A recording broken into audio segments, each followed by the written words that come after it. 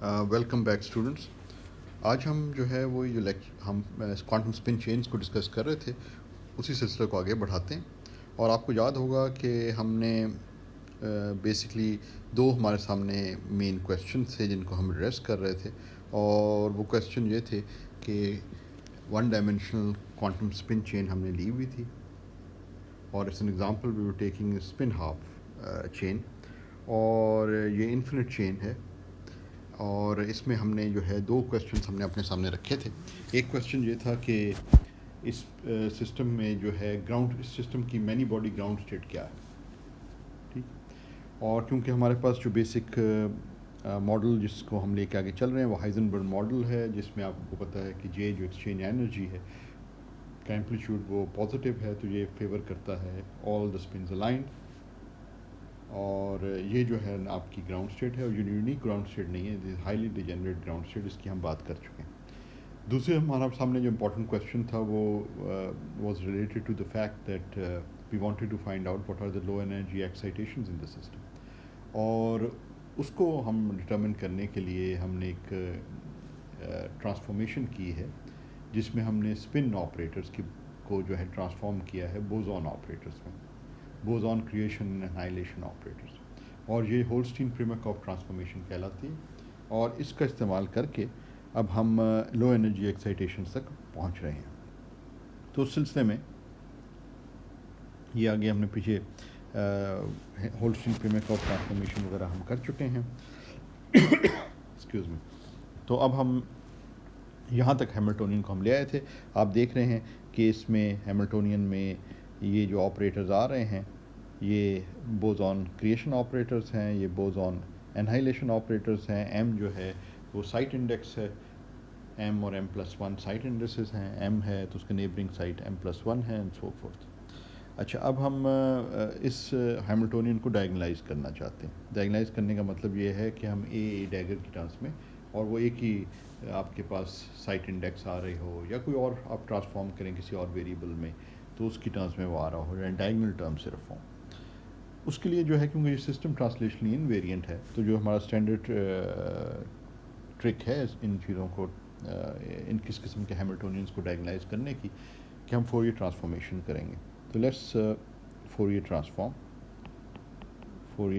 करते हैं।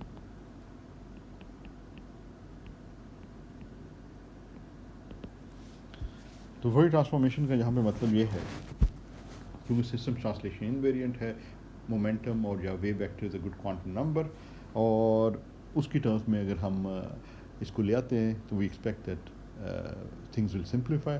In fact the Hamiltonian will be diagonalized. तो उसको हम लिखते हैं, वो वेक्टर्स के साइन मैं नहीं लगा रहा, वैसे वन डायमेंशन में तो आप इसको के के तौर पे ले सकते हैं। एन जो है नंबर ऑफ लेटर साइट्स हैं। तो let's say I mean we have some n sites, कि ये एन साइट्स हमारी हैं, और ये हम फोरियर ट्रांसफॉर्म कर रहे हैं आई के एम।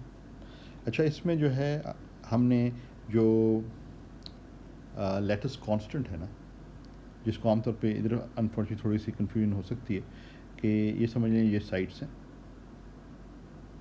आमतौर पर लेटेस कांस्टेंट को भी ए ले लिया जाता है, तो जहाँ थोड़ी कन्फ्यूजन हो सकती है कि ए, तो उसको हमने वन लिया हुआ है, इसलिए आपको इधर नज़र नहीं आ रहा, वरना वो इधर मल्टीप्लाई हो रहा होता ए, अगर ना अगर लेटेस्ट कांस्टेंट ए हमने लिया होता तो यहाँ पे मल्टीप्लाई होता, तो उसकी डायमेंशंस लेंथ की हैं। इसकी डायमेंशंस जो हैं के की 1 ओवर लेंथ है, तो ये वन डायमेंशन में ना तो 1 ओवर लेंथ है। एम जो है जस्ट अ नंबर डायमेंशनलेस, तो ये फिर इसकी डायमेंशनलेस क्वान्टिटी बन जाती है एक्सपोनेंट में, जैसे कि होना चाहिए। मगर एक हमने वन लिया हुआ है, we can always put it back later, ठीक है, जो लेटेस्ट कॉन्स्टेंट है वो कोई इतना इशू नहीं। अच्छा जी, उसके अलावा अब इसकी इन्वर्स फोरियर ट्रांसफॉर्म जो है, let's just go through it quickly. Inverse Fourier transform जो है 1/√n है, और के जो है वो ब्रिलॉइन जोन में रिजाइड करता है, के एम आ गया, ए के आ गया, ठीक है।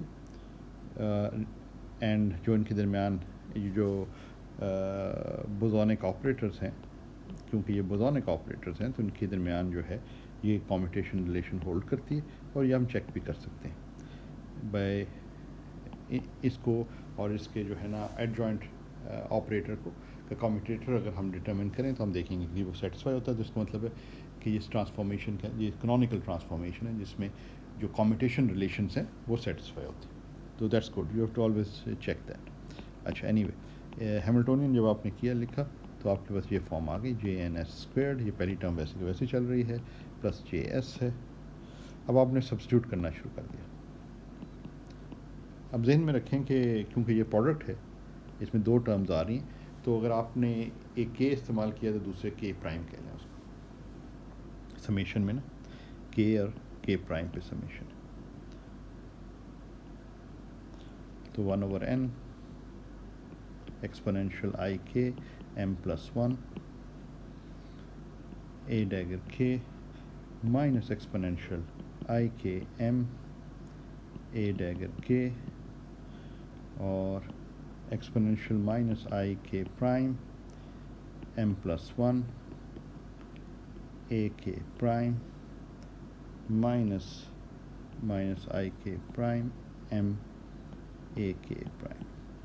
ठीक है, ये अब आपने बेसिकली जो है उसके अंदर सब्स्टिट्यूट कर दिया। कुछ आपने ख़ास चीज़ नहीं की, सिर्फ ये है कि जो आपके m+1 ए डैगर m+1 ऑपरेटर्स थे और m+1 ऑपरेटर्स थे और am ऑपरेटर्स हैं, उनको आपने जो है ये रिलेशन इस्तेमाल करते हुए, बेसिकली ये रिलेशन इस्तेमाल करते हुए आपने इसको एक्सप्रेस कर दिया। ठीक है जी, अब इनको मल्टीप्लाई आउट करते हैं तो आपके पास ये फॉर्म आ जाएगी -JN² plus JS divided by n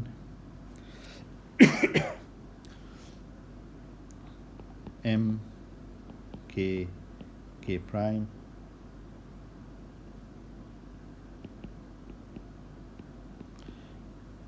k minus k prime a dagger k a k प्राइम माइनस, एक्चुअली वैसे सारा करने की ज़रूरत नहीं है, ये आपको होमवर्क के तौर पे भी दिया जा सकता है, क्योंकि इसमें कोई ऐसा मुश्किल काम नहीं, थोड़ा सा अलजेब्रा ही है, सिर्फ ऑपरेटर्स के ऑर्डर का ख्याल रखना पड़ता है। आई एम के माइनस के प्राइम एक्सपोनेंशियल आई के ए डैगर के ए के प्राइम, चलो नीचे आ जाते हैं, प्लस एक्सपोनेंशियल आई एम के माइनस के प्राइम ए डैगर के ए के प्राइम प्लस ऑर्डर, यहाँ पे ये भी लिखना चाहिए था, ऑर्डर S0 वाली टर्म चल रही है, यानी ऑल हाई ऑर्डर टर्म्स है ना। हाई ऑर्डर से मुराद ये है कि term without S and 1/s और 1/s² वाली जो ऑर्डर की टर्म्स हैं वो सारी की सारी हम इग्नोर कर रहे हैं, because we talking about in that approximation में हम हैं। अच्छा जी, अब आपने बेसिकली अगर आप ये रिलेशन इस्तेमाल कर लें, if you use this, if you now use the following identity, the Kronecker delta की एक फॉर्म भी है कि 1/n sigma m exponential i के माइनस के प्राइम m, ए को 1 लिया हुआ है ना, ये लेटेस्ट स्पेसिंग जो है, तो इसलिए वरना वो भी आ जाता है एक्सपोनेंट में। तो ये जो है आपके पास अगर ये रिलेशन इस्तेमाल करें, I am not going to do all the steps, I leave it as a homework, let me put it missing steps, ताकि आप लोगों को क्लियर हो कि होमवर्क क्या है। मिसिंग स्टेप्स जो हैं वो होमवर्क है, इट्स वेरी सिंपल, ये पुट करें, ये इस्तेमाल करें, तो एंड रिजल्ट आपके पास ये आ जाएगा कि if you do it right, तो हैमिल्टोनियन जो आपका बन जाएगा वो बन जाएगा -JNS², ये पहली टर्म्स का तो कुछ हो नहीं रहा, प्लस अगली वाली टर्म जो आप सिंप्लीफाई करेंगे ना तो ये काफ़ी सिंप्लीफिकेशन हो जाएगी, और ये आपके पास आ जाएगी सिग्मा के, देखना वो डेल्टा फंक्शन आ रहा है ना, तो ये एक समेशन ओवर के ख़त्म हो जाएगी, समेशन ओवर m तो यहाँ से ख़त्म हो गई जब ये कॉर्नेकर डेल्टा आ गया, और समेशन ओवर के प्राइम जो है वो आप एग्जीक्यूट कर सकते हैं, एक इनमें से एक चूज़ कर लें, और तो फिर आपके सिर्फ समेशन ओवर के रह जाएगी। तो if you do it right then you get sin² k over 2 a dagger k a k plus S0 वाली terms and higher and higher order terms आप इन्हें कह लें। अच्छा जी, अब ये रिज़ल्ट आपके पास आ गया। अब ये डायगनलाइज हो गया हैमिल्टोनियन डायगनलाइज। डायगनलाइज का मतलब ये है कि यहाँ पे जो है ना सिर्फ डायगनल टर्म्स आ रही हैं in terms of this creation and annihilation operators. सिर्फ वो टर्म्स हैं जहाँ के इंडेक्स सेम है, के है के दोनों में। इस किस्म की जो फॉर्म है इसको हम इस तरह भी लिख लेते हैं कई दफ़ा कि ये पहली वाली टर्म तो चले हैं वैसे ही रहने देते हैं, अगली वाली टर्म को हम इस तरह कई दफ़ा लिख लेते हैं। जो स्टैंडर्ड तरीका है वो है एच बार ओमेगा के ए डैगर के ए के, यानी कि ये जो कोफिशेंट आ रहा है ए डैगर के ए के जो है ना नंबर ऑपरेटर है, tells you the number of excitations with momentum या वेव वेक्टर के। और एच बार ओमेगा के जो है ना एनर्जी देता है, energy of each of those. अगर मोमेंटम, अगर हम वेव वेक्टर के की बात कर रहे हैं, एक्साइटेशंस का नंबर जो है वो ये दे रहा है और उनकी एनर्जी ये दे रहे हैं, तो टोटल फिर आप जब नंबर से एनर्जी को मल्टीप्लाई करें फॉर ईच के वैल्यू एंड सम करें तो आपको टोटल एनर्जी मिल जाती है जैसे कि हैमिल्टोनियन में होनी चाहिए। ये जो पहली वाली टर्म है this represents ground state energy, यानी जो फेरोमैग्नेटिक अलाइंड स्टेट है ना उसकी ये एनर्जी है। ठीक है ना, तो वो ग्राउंड स्टेट एनर्जी ये है, this is the ground state energy.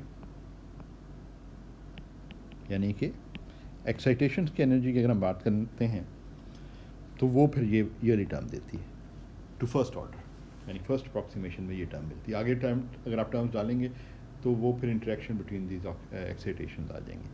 तो इसका मतलब ये हुआ, इससे ये जाहिर हुआ कि जो एनर्जी ऑफ एक्साइटेशंस है,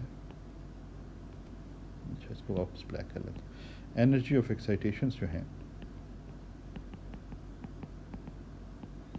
वो हैं एच बार ओमेगा के और वो है 4JS साइन स्क्वायर्ड के बाई 2।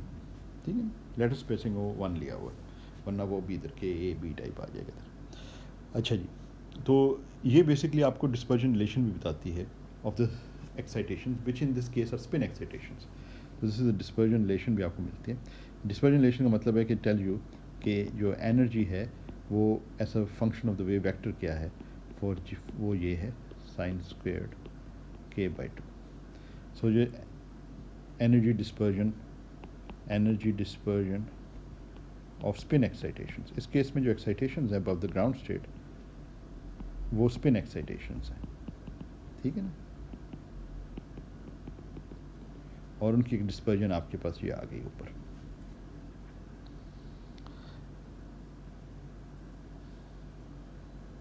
और जो ए डैगर के और ए के ऑपरेटर्स हैं ये क्रिएट और डिस्ट्रॉय करते हैं एक्साइटेशंस को। इन जो एक्साइटेशंस हैं उनको हम the quantum particle which are associated with the spin waves are known as मैग्नॉन्स।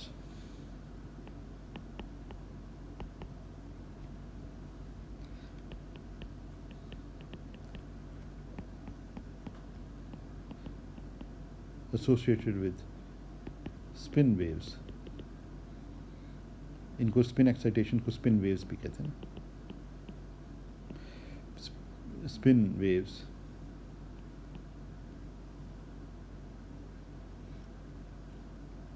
Are known as चलें थोड़ा सा इसको रेड में लिख लेते हैं, आर नोन एज मैग्नॉन्स।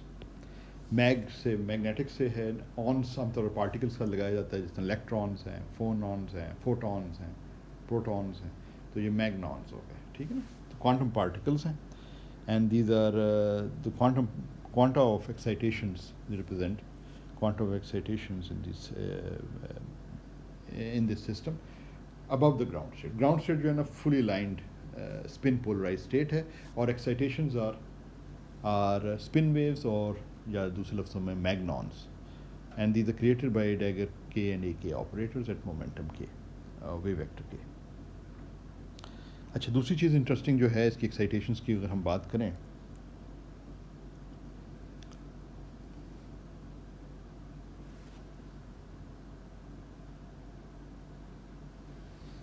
तो एक्साइटेशंस की अगर हम बात करें तो लो एनर्जी जो एक्साइटेशंस हैं, लो एनर्जी एक्साइटेशंस की बात करें ना,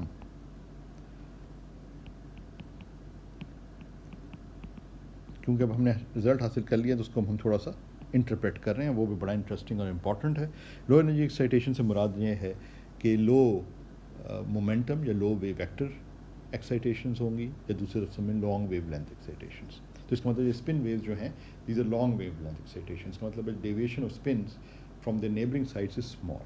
तो ये काफ़ी बड़ी वेव लेंथ पे जाके ये स्पिन फ्लिप होती है। तो ये जो है लॉन्ग डिस्टेंस पे जाके ये स्पिन फ्लिप होती है। तो नेबरिंग साइड्स पर आप ये इमेजिन कर सकते हैं कि स्पिन जो है वो डिविएट कर रही है from its spin polarized ground state value by a small amount relative to its neighbour. तो ये लो एनर्जी एक्साइटेशन जो होंगी वो k गोज़ टू ज़ीरो वाली हैं, और उस केस के अंदर आपके पास ये जो डिस्पर्जन रिलेशन ऊपर आ रही है ई के अगर आप उसे कहें, तो वो आप अप्रॉक्सीमेट कर सकते हैं एस 4GS k², क्योंकि जब k स्मॉल होगा तो sine can be replace by its argument which is k/2, तो इसको 4 ख़त्म हो जाएगा, तो let's just leave that 4 out, तो ये JS k² हो जाएगा, ठीक है ना। तो इससे ज़ाहिर हो रहा है कि when you go to very low energy meaning low wave vector values then it vanishes, ठीक है ना। k ज़ीरो को जाएगा तो ये जो है ये ज़ीरो को अप्रोच कर देगा। तो in the k goes to zero limit it vanishes. तो ये जो है ये जिस तरह हमने पहले कहा था कि ये जब कोई कंटिन्यूस सिमेट्री ब्रेक होती है तो सिमेट्री ब्रोकन स्टेट में जो एक्साइटेशंस होती हैं वो गैपलेस एक्साइटेशंस होती हैं। तो ये एक तरह से एक्सप्लिसिटली मैथमेटिकली हमने ये सारा कुछ करके जब एनर्जी डिस्पर्जन रिलेशन उन एक्साइटेशंस की मालूम की जिन पे ये चीज़ अप्लाई होती है, गोल्डस्टोन थ्योरम, तो हमने देखा कि वाकई ही ये बात सच है, इधर भी उस थ्योरम को की कोई वायलेशन नहीं है। उसकी ये भी एक एग्ज़ाम्पल है कि लो एनर्जी एक्साइटेशन जो हैं हमारे सिस्टम के अंदर वो गैपलेस एक्साइटेशंस हैं, या जिससे लफ्ज़ों में कई दफ़ा कहता है मैसलेस एक्साइटेशंस। मैसलेस इसलिए कहा जाता है क्योंकि अब ये जो है ये मैं अच्छा इसको ये जो है it goes to zero in this limit when k goes to zero. Massless इसलिए कहा जाता है क्योंकि इफ़ यू रिकॉल जो रिलेटिविस्टिक एनर्जी रिलेशन है वो है p² c² plus massive particle के लिए ये। तो अगर आपके पास ये जो है m ज़ीरो कर दें, आप यही टर्म को ज़ीरो कर दें, यानी मैसलेस पार्टिकल को लें, तो उसकी जो एनर्जी डिस्पर्जन आ जाती है इट गोज़ टू ज़ीरो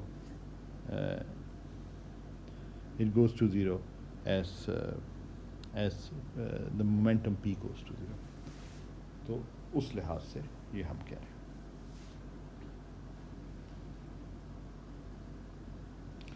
और अगर आप मैसिव पार्टिकल है तो आप ये कह सकते हैं कि eight zero momentum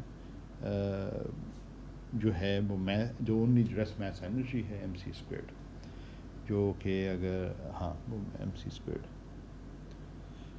so basically जो है ये चीज़ जो है ये मैसलेस जो एक्साइटेशंस हैं, मैसलेस एक्साइटेशंस हमारे केस में ये मैग्नॉन्स हैं।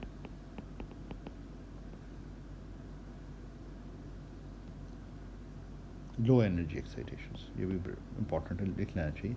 लो एनर्जी एक्साइटेशंस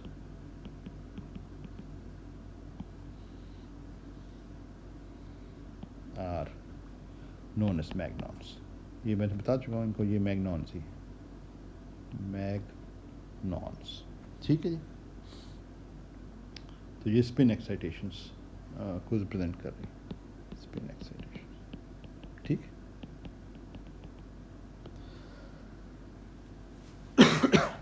अच्छा ये जो है यहाँ पे मैं एक एक्सपेरिमेंटल रिज़ल्ट मैं शो कर रहा हूँ, और ये मटेरियल जो है यूरोपियम ऑक्साइड,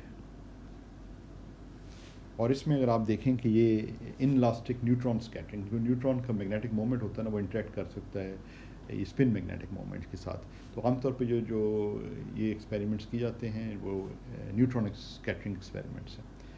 और ये जो एक्सपेरिमेंट किया गया कुछ अर्से पहले, तो यूरोपियम ऑक्साइड जो मटेरियल है उसमें ये देखा गया कि ये लो एनर्जी जो एक्साइटेशन है, ये वाला जो रीजन है, लेट्स जस्ट या ये जो रीजन है, ये यहाँ पे जो डिस्पर्जन रिलेशन है दिस गोज एज k²। यानी कि पैराबोलिक डिस्पर्जन है यहाँ पे, क्वाड्रेटिक डिस्पर्जन के स्क्वायर्ड, या ये ज़्यादा बेहतर कहना, क्वाड्रेटिक डिस्पर्जन के स्क्वायर्ड, ठीक है ना। तो इससे इसका मतलब है कि ये वो सिस्टम है जो कि हम यूरोपियन ऑक्साइड को as far as low energy is concerned can be treated as a Heisenberg ferromagnetic insulator. ये वो मॉडल अगर हाइजेनबर्ग का इस मटेरियल के ऊपर अप्लाई किया जाए तो आपको जो लो एनर्जी एक्साइटेशंस मिलती हैं, और एक्सपेरिमेंटली जब आप जाके आप देखते हैं तो it satisfies the your toy model, your model which is an insulator, magnetic insulator, where the spin interaction is of the Heisenberg type, ठीक है ना। तो ये मैंने एग्जांपल सिर्फ ये सामने आपके इसलिए लेकर आया हूँ कि ये सिर्फ ख्यालाती बातें नहीं हैं, बल्कि रियल वर्ल्ड एक्सपेरिमेंट्स में ये जो आप टॉय मॉडल्स बनाते हैं, you can go out there and you can check and see if these materials behave as expected, जैसे कि आपने मॉडल बनाया उसके मुताबिक बिहेव करते हैं या नहीं करते, और वो उस तरीके से आप देख सकते हैं। ये एक एग्जांपल है यूरोपियम ऑक्साइड की, उससे ये साबित होता है कि लो एनर्जी पे this is a magnetic insulator and can be treated as a Heisenberg ferromagnet, ठीक है ना। तो उसके अलावा अगर आप मज़ीद इसको पढ़ना चाहते हैं तो यू कैन, ये मैग्नेटिज्म में ब्लंडेल की किताब अच्छी है, if you want to read.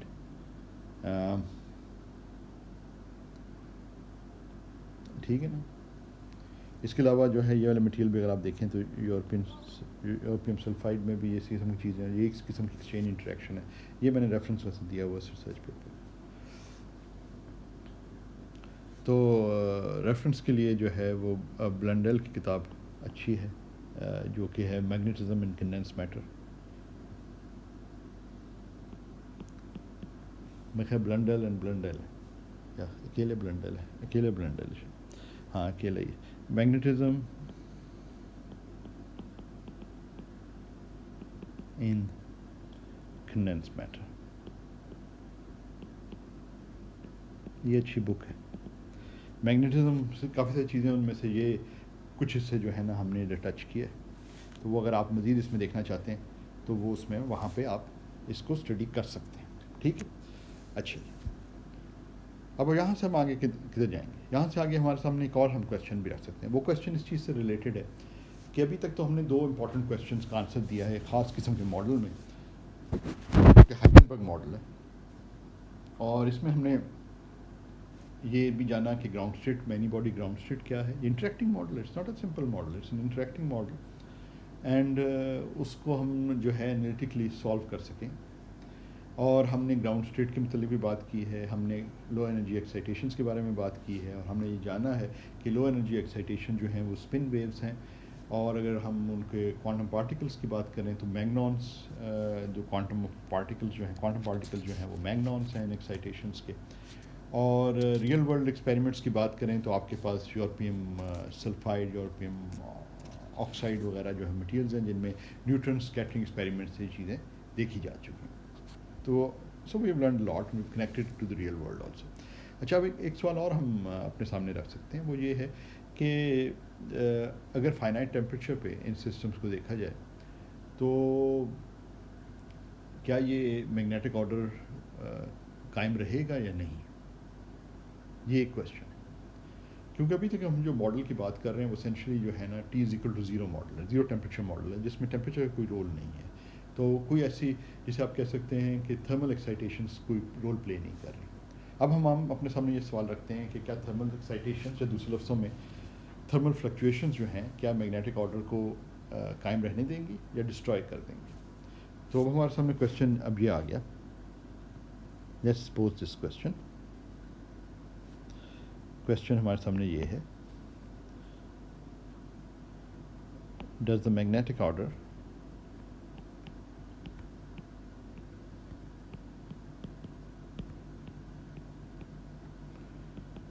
in a Heisenberg, तो ये आप यूरोपियम ऑक्साइड वगैरह के बारे में रियल वर्ल्ड मटेरियल की अगर आप बात करें तो ये सवाल उस हवाले से कर सकते हैं। Does the magnetic order in Heisenberg ferromagnetic survive in the presence of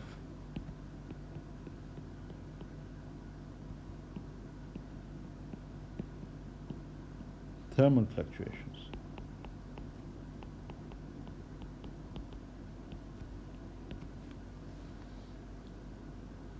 यानी दूसरे लफ्ज़ों में क्या मैग्नेटाइजेशन सर्वाइव करती है जब फ्लक्चुएशन थर्मल फ्लक्चुएशंस हो, क्योंकि थर्मल फ्लक्चुएशन ये कर सकती है ना, एक्साइटेशंस में ऐसा कर सकती हैं कि अगर आपके मैग्नेटिक ऑर्डर है, मैग्नेटिक ऑर्डर का मतलब ये है कि आप ground state of the system में, ठीक, that means that you are your fully aligned जो स्टेट है उसमें आप हैं, तो थर्मल फ्लक्चुएशन अब स्पिन फ्लिप्स ला सकती है, क्योंकि there could be enough energy to cause a spin flip, thermal energy इतनी हो कि वो स्पिन फ्लिप कॉज कर दे, तो फिर आपके पास जो फुली अलाइंड स्टेट से आप दूर हटते चले जाएंगे, तो फिर आपके पास जो जो आप स्पिन फ्लिप्स बढ़ते चले जाएंगे, आपके पास मैग्नेटाइजेशन कम होती जाएगी, दूसरे लफ्ज़ों में मैग्नेटिक ऑर्डर डिस्ट्रॉय होना शुरू हो जाएगा।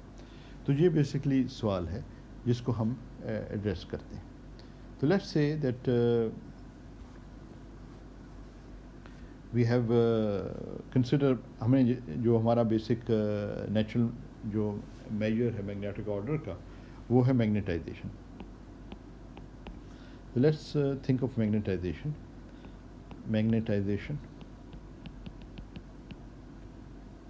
तो let's say magnetization per site है हमारे पास,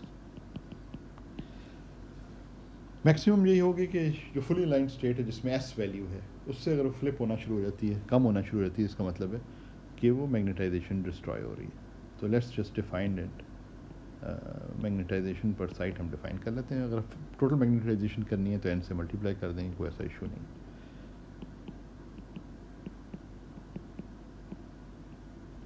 तो हम कहते हैं ये जो मैग्नेटाइजेशन है वो एस आई जी जो है, जी कंपोनेंट हम स्पिन का ले रहे हैं, let's say that we have all these align along the z direction, तो that would be your ground state would be when the maximum value of S z, जो कि एस है ना, स्टेट आपको याद है ना, ये स्टेट थी ना हमारी S, this was your ground state, where S G की वैल्यू जो है, एस जी की ये वैल्यू जो है ये मैक्सिमम वैल्यू एस ली हुई थी, that corresponded to the ground state when all the spins were aligned। अच्छा, अब हम कहते हैं कि जी हमें होल्स्टीन-प्रीमाकोव को अगर हम इस्तेमाल करें और एस जी को सब्स्टिट्यूट करते हैं तो हमारे पास एम जो है वो एस माइनस, हम कहते हैं कि कुछ फ्लक्चुएशंस हो गई जिनको हम डेल्टा एस का नाम दे रहे हैं। तो वो बेसिकली जो फ्लक्चुएशंस हैं दीज आर पर साइट, अगर हम देखें तो these are due to excitations, these are due to excitations at some site, let's say mth site। और अगर हम इसको फोरियर ट्रांसफॉर्म कर दें तो ये बेसिकली बन जाएगा at some with some momentum k या वेव वेक्टर के ए डैगर के ए के। तो बेसिकली ये इसको देखें या इसको देखें, ये एक ही बात है। वो ये पता चल रहा है कि अगर आपके पास number of excitation, this tell you the number of excitations at site m, ठीक है ना, ये दे रहा है आपको नंबर ऑफ एक्साइटेशंस,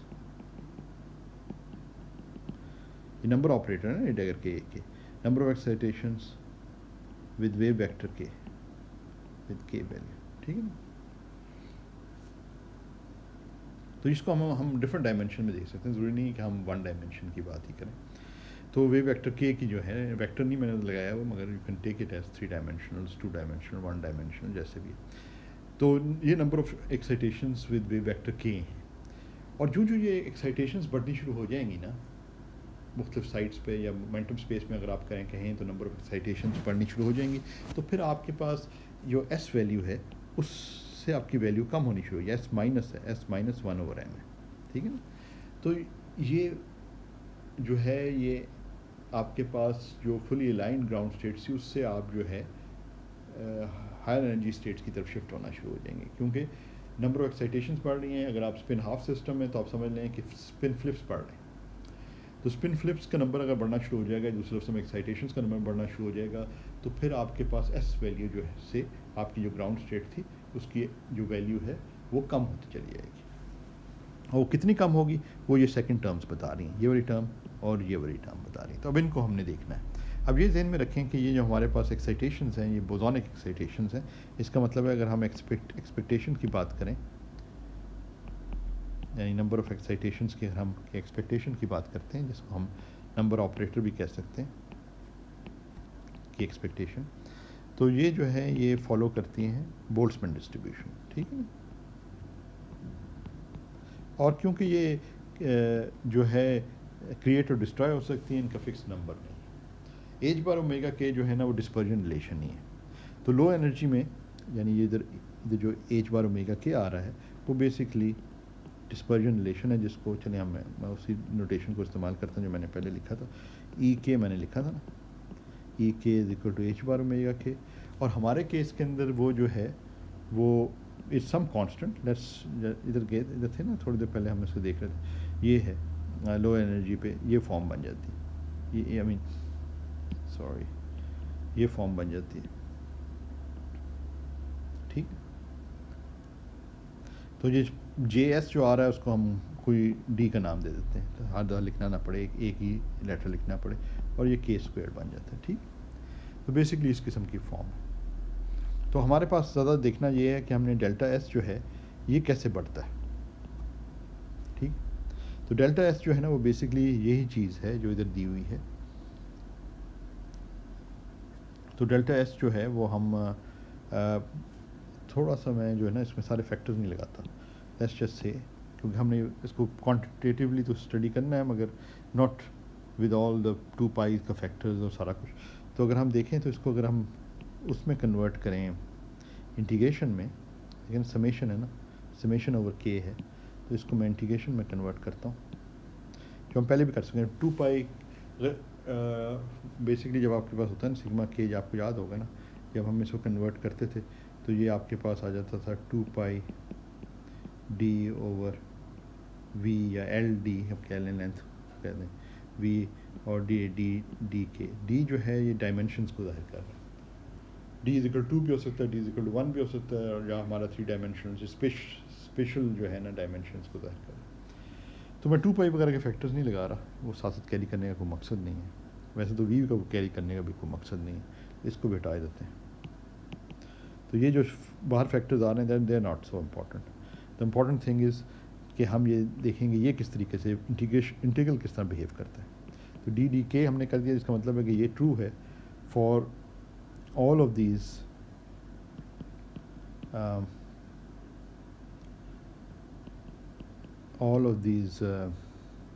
डायमेंशंस। अच्छा ये इस रिलेशन को ज़रा देखें। इधर हमने क्या किया कि यही वाला हम इस्तेमाल कर रहे हैं, ये जो एक्सपेक्टेशन की जब हम बात कर रहे हैं इसकी, तो जिस तरह हम इधर मालूम कर रहे थे ना एक्सपेक्टेशंस बेसिक एस आई जी की, तो इसको हमने मैग्नेटाइजेशन का नाम दिया हुआ था। तो अगर आपको याद हो कि जो एस आई जी था होल्स्टीन प्रीमेकॉफ में, वो एस माइनस इस किस्म की क्वांटिटी की टर्म्स में लिखा जाता था, ये डायग्राम में ए एम की टर्म्स में। ये अगर आप पीछे होल्स्टीन प्रीमेकॉफ देखें ना तो आपको याद आ जाएगा।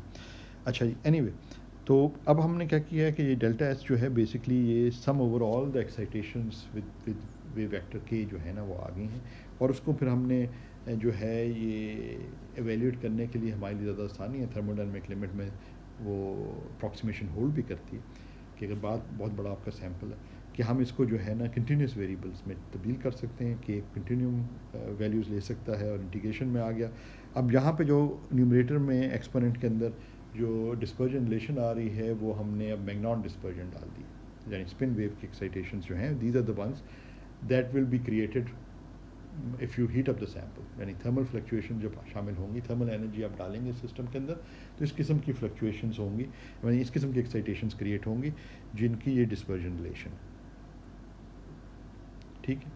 अच्छा दूसरी चीज़ ये है कि इंपॉर्टेंट है कि ये एक्चुअली तो हाँ चलो ठीक है, तो हम इसको इस तरह लिख लेते हैं, स्फेरिकल पोलर कोऑर्डिनेट्स में इसको लिख लें क्योंकि के स्क्वायर्ड आ रहा है जो कि मैग्नीट्यूड है वेव वेक्टर का स्फेरिकल पोलर में कोऑर्डिनेट्स। तो डेल्टा एस जो है वो आपका बन जाएगा डी के स्क्वायर्ड, अगर हम 3 डायमेंशन में देख रहे हैं तो ई डी के स्क्वायर्ड ओवर के बी टी -1 है। जो एंगुलर इंटेग्रल्स हैं वो 4 पाई दे रहे हैं, जो हमें दिखाने की ज़रूरत नहीं है। इधर हम चेंज ऑफ वेरिएबल्स अगर करें तो ये डी के स्क्वायर्ड ओवर के बी टी डाल सकते हैं। जहन में रखें कि ये नीचे जो है ना बोल्ट्जमैन कांस्टेंट है, ये के बी जो है बोल्ट्जमैन कांस्टेंट, ऊपर जो है वो square of the wave vector है। दो डिफरेंट चीज़ें हैं।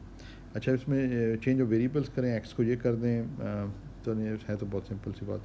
तो मगर ये चलें एक नज़र देख लें, के बी टी ओवर डी है और स्क्वायर रूट ऑफ एक्स आ जाएगा, है ना।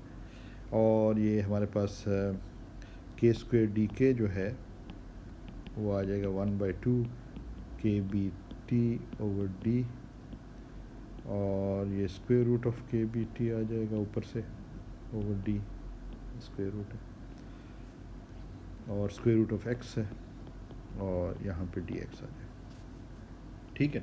अच्छा, ये अगर हम ये ऊपर वाले इसमें डेल्टा एस में सब्स्टिट्यूट करें तो हम ये देखते हैं कि डेल्टा एस जो है वो हमारा बन जाता है T3/2, ये ना स्क्वायर रूट से आ रहा है यहाँ टेम्परेचर, और यहाँ पे आ रहा है, और बाकी जो चीज़ें हैं उनमें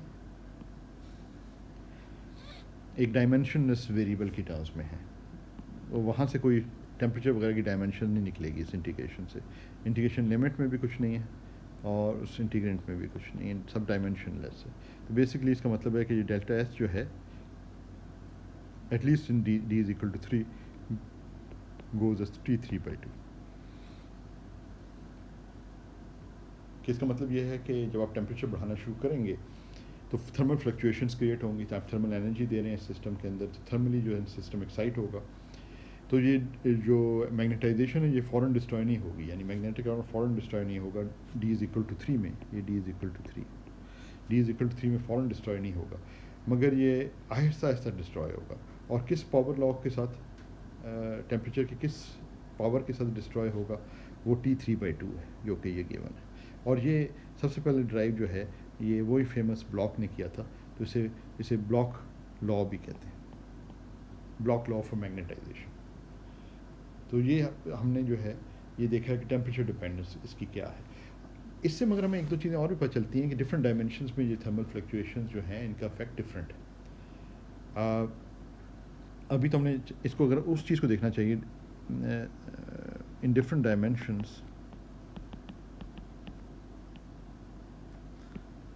dimensions, thermal fluctuations have different effects. Thermal fluctuations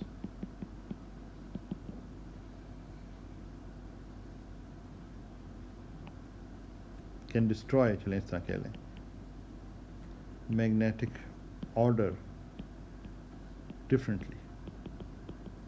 दो दफ़ा different का इस्तेमाल हो गया, चलें लेकिन कोई बात नहीं। अब डेल्टा एस जो है वो बेसिकली अगर हम डायमेंशंस के लिहाज से बात करें तो हम इसको DDK की टर्म्स में रहने देते हैं, ठीक है, ताकि हमारी डिस्पर्जन रिलेशंस जो हैं वो हम इस्तेमाल कर रहे हैं। KBT-1 है, तो ये जो है इसको हम लिख सकते हैं KD-1 spherical polar coordinates, DK जो इंटीग्रल जो पोलर एजिमुथल एंगल पे इंटीग्रेशंस हैं वो फैक्टर्स देंगी 4π वगैरह का, वो we don't care about that, ठीक है ना। अच्छा, अब हमारे पास अगर ये लो एनर्जी एक्साइटेशन यानी K स्मॉल है तो हम डिनोमिनेटर में जो एक्सपोनेंट है उसको एक्सपेंड कर सकते हैं, तो 1 कैंसिल हो जाएंगे, तो हमारे पास ये K² ओवर T कर लगते हैं। KB को भी रहने देते हैं, KB बाद में डाल देंगे, ठीक है ना। इट्स नॉट गोना हैव हम एनी इफेक्ट, हम सिर्फ देखना चाह रहे हैं कि ये इस किस्म की इंटीग्रल का बिहेवियर क्या है। तो इन D इज़ इक्वल टू 3, अब हमारे पास ये ऐसी फॉर्म में हमने लिख दिया कि ये मुख्तलिफ डायमेंशंस पे वर्क कर सकता है। D इज़ इक्वल टू 3 भी पुट कर सकते हैं, D इज़ इक्वल टू 3 भी पुट कर सकते हैं, 2 भी पुट कर सकते हैं, 1 भी पुट कर सकते हैं। हमारे पास जो बेसिकली कंडेंस मैटर सिस्टम्स हैं, मटीरियल्स हैं, डिफरेंट मटीरियल्स, वो 3 स्पेशल डायमेंशंस में होंगे, 2 में होंगे, 1 में होंगे। अलबत्ता इस चीज़ को एक्सटेंड हायर डायमेंशंस में भी किया जा सकता है। तो D इज़ इक्वल टू 3 करें, अगर D इज़ इक्वल टू 3 वाला केस देखें तो ये डेल्टा एस जो है वो आपको यहाँ से टेम्परेचर आ गया, T ऊपर चला गया, तो ये बेसिकली आपके पास K² DK ओवर K² बन जाता है। और आप उस लिमिट में हैं जहाँ K स्मॉल, तो this is okay, is okay as K goes to 0, ठीक है ना, क्योंकि ये K² कैंसिल हो जाएगा, K गोज़ टू 0, तो ये फाइनाइट वैल्यू आपको दे देगा। तो इसका मतलब ये हो, दिस इम्प्लाइज कि स्पिन जो डेविएशंस हैं यानी जो मैग्नेटिक ऑर्डर को डिस्ट्रॉय कर सकती हैं आर फाइनाइट, मगर this is true only for D is equal to 3। देखते हैं बाकियों में क्या है, क्या उसमें भी ऐसा ही सिचुएशन है। डी इज इक्वल टू 2 को अगर हम देखें तो उसमें जो है डेल्टा एस जो है, अब ध्यान में रखें कि इस वाले को देखना है आपने, इस वाले एक्सप्रेशन को, और इसमें अब D is equal to 2 put करना है। जब D is equal to put करेंगे तो आपके ये के डी के आ जाएगा, जो आप जानते ही हैं स्फेरिकल पोलर में, और नीचे तो के स्क्वायर्ड है। अब ये जो है ना, ये लॉगरिथमिकली डाइवर्जेंट है, लॉगरिथमिकली डाइवर्जेंट है, यानी डाइवर्ज कर जाएगा S power S one over के, क्योंकि एक के कैंसिल हो जाएगा, के एक डिनोमिनेटर में है, स्मॉल के लिए ये डाइवर्ज कर जाएगा इंटीग्रल। तो ये इसका मतलब है no long range order, no long range order in D is equal to 3 में था, 3 में फाइनाइट था। इसका मतलब है कि लो एनर्जी पे ये मैग्नेटाइजेशन डाइवर्ज नहीं करती डी इज इक्वल टू 3 में, but D is equal to में डाइवर्ज कर जाती है। इसका मतलब है कि मैग्नेटिक ऑर्डर सर्वाइव नहीं करेगा at any finite temperature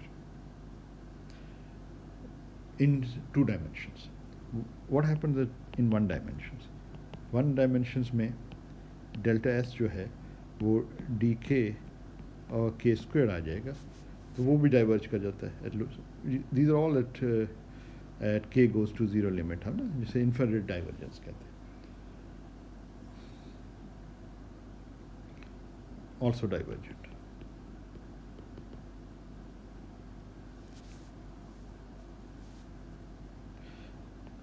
this shows, ये क्या शो कर रहा है कि मैग्नेटिक ऑर्डर जो है, this shows that magnetic order does not survive, that there is no magnetic order, और इसे कई दफ़ा लॉन्ग रेंज ऑर्डर भी कहा जाता है। There is no magnetic order, long range order. इस वक्त जो है ऑर्डरिंग की बात हम कर रहे हैं, मगर लॉन्ग रेंज ऑर्डर जो है वो मैग्नेटिक ऑर्डर है। There is no long range order in the Heisenberg model या Heisenberg ferromagnet,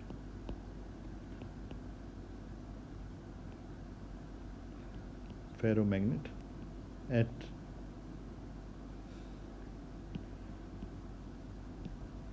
in d is equal to 2 and d is equal to 1, यानी 2 और 1 डायमेंशंस में ये मैग्नेटिक ऑर्डर सर्वाइव नहीं करता एट फाइनाइट टेम्परेचर, ठीक है ना।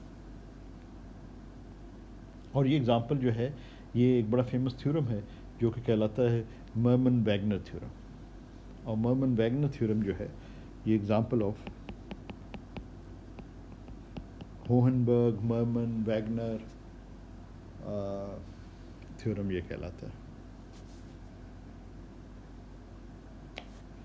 एग्जाम्पल ऑफ, चलो मैं छोटा ही लिख देता हूँ with apologies to the others, Mermin Wagner theorem. तो ये भी एक इम्पॉर्टेंट थ्योरम है। So there is no long range order either in 1D or 2D for systems with short range interactions at finite temperature. तो ये अगर आपके system है जो कि फाइनाइट टेम्परेचर पे है तो उसमें जो है एक लोअर क्रिटिकल डायमेंशंस है, ये वो सिस्टम्स हैं जिनमें कंटिन्यूस सिमेट्री ब्रेक हो रही है और शॉर्ट रेंज इंटरेक्शंस हैं, तो उनमें लोअर क्रिटिकल डायमेंशन जो है ना वो d इज इक्वल टू 2 है। उससे अबव डायमेंशंस में लॉन्ग रेंज ऑर्डर सर्वाइव करता है, उससे कम डायमेंशंस में लॉन्ग रेंज ऑर्डर सर्वाइव नहीं करेगा। इसका मतलब है स्पॉन्टेनियस सिमेट्री ब्रेकिंग जो है विद कंटिन्यूस सिमेट्रीज वो सर्वाइव करती हैं ओनली इन हायर डायमेंशंस, और ये एक जनरल प्रिंसिपल भी है। और इसमें हमें ये पता चलता है कि एक तो ये पता चला कि हमें जो 3 डायमेंशन में जो है ना फेरोमैग्नेटिक स्टेट जो है वो स्टेबल है, और साथ साथ हमें ये भी पता चलता है कि जनरल प्रिंसिपल ही है कि जैसे डायमेंशंस को जो हम इंक्रीज़ करना शुरू करते हैं तो ये फ्लक्चुएशंस के इफेक्ट जो हैं वो कम इम्पॉर्टेंट हो जाते हैं। तो ये चंद एक इम्पॉर्टेंट चीज़ें हमारे सामने आज के लेक्चर में आई हैं, और इसमें बस ये ध्यान में रखें कि ये बात फाइनाइट टेम्परेचर की हो रही है, इसलिए हम जो है और कंटिन्यूस सिमेट्री की बात हो रही है। कुछ कंडीशंस हैं मर्मन वैगनर की कि इसको चलें लिख ही देते हैं इसमें, there is no long range order, there is no long range order either in one dimensions, either in 1D or in 2D for systems with short range interactions. The short range, nearest neighbor interactions. For short range interactions at finite temperature. तो ये thermal fluctuations की बात हो रही है, और ये ordering जिनकी बात हो रही है, ordering is due to breaking of continuous symmetry. तो ये कंटिन्यूस सिमेट्री के हवाले से बात हो रही है कि breaking, spontaneous breaking of continuous symmetry. और कंटिन्यूस सिमेट्री जो इधर ब्रेक हो रही है वो स्पिन रोटेशन सिमेट्री है. तो इसका मतलब ये है कि थर्मल फ्लक्चुएशंस डिस्ट्रॉय कर देंगी मैग्नेटिक ऑर्डर को 2 डायमेंशंस में और 1 डायमेंशन में फॉर हाइजेनबर्ग फेरोमैग्नेटिक. अलबत्ता फाइनाइट टेम्परेचर पे भी जो 3 डायमेंशनल हाइजेनबर्ग फेरोमैग्नेट है वो सर्वाइव करता है, just it's stable. That's important. So आज के लिए फिर हम इधर ही रोकते हैं और यहाँ से फिर आगे बढ़ेंगे. अपना ख्याल रखें.